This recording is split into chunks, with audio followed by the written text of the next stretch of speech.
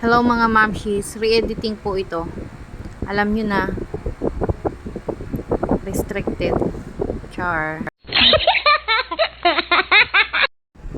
By the way, gusto ko pa rin pong ipaliwanag sa inyo kung paano bilis mangangandi ang inyong inahing baboy na nanalipasan.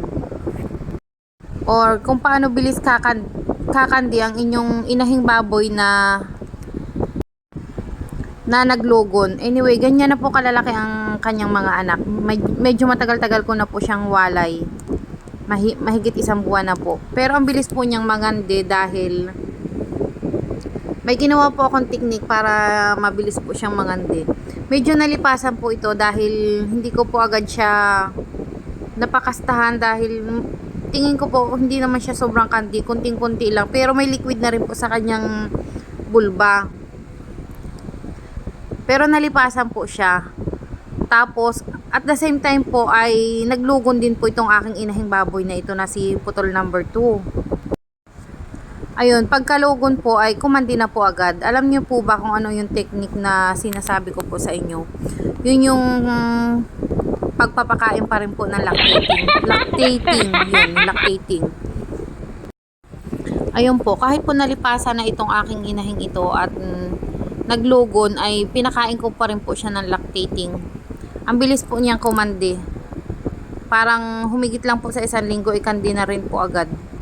Saka tiningnan naman po yan ng may-ari ng bulugan at nakita nga pong kanding-kandi na. Talagang may liquid na po siya na halos kulay tubig na malagkit. Kandi na po agad dahil ano po, ang bilis nga pong mangandi kapag lactating ang pakain. Nasubukan ko na po yan ng ilang beses sa aking mga inahing baboy. Bali ito pong nasubukan kong ito ay pa-4 na or pa-5 po sa aking mga inahin na pinakain ko po ng lactating. Tapos ang bilis pong mangandi. Saka po talaga naglugon po yung inahin ko na yan. Tapos ang pinakain ko rin lang po talaga ay lactating. Tuloy lang po mga mamshis ang pagpapakain ng lactating kahit ano po, lugon.